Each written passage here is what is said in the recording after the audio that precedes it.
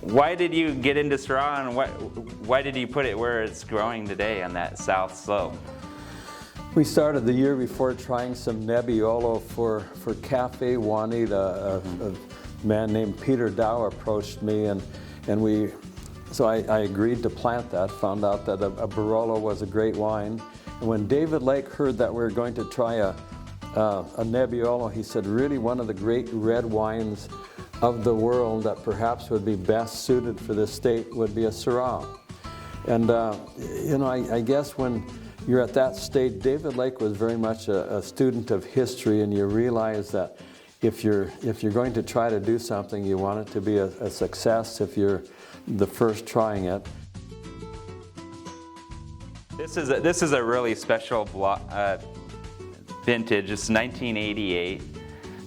This is the first Syrah in the state, essentially. There's a lot of history and story behind this wine, and you'll get a kick out of this. I was just kind of looking through some old notes, and I stumbled across a write-up from David Lake talking about this wine, and he had a visitor to the winery, and anyway, this is the first American Syrah to be grown north of the 45th parallel, which in France separates the northern Rhone from the south.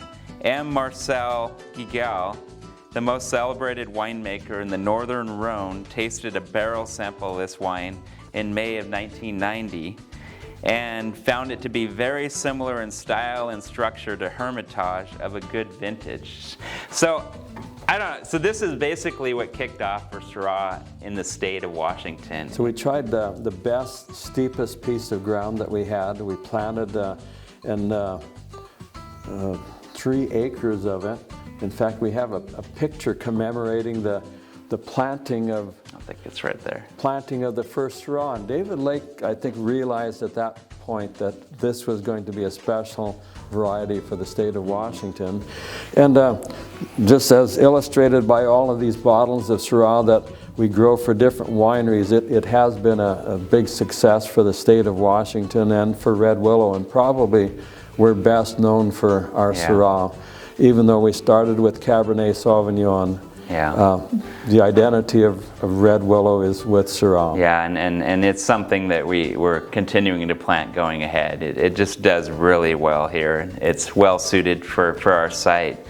Last but not least, so we are true to our name of Red Willow Vineyard, but we do grow some white varieties as well. So we can't totally throw those under the bus. So we just have a couple bottles of, here's a Sauv Blanc and a Chardonnay.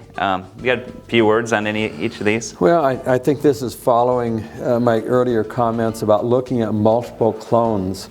Years ago, we grew a Chardonnay, and it looked beautiful, but it was always a very average wine.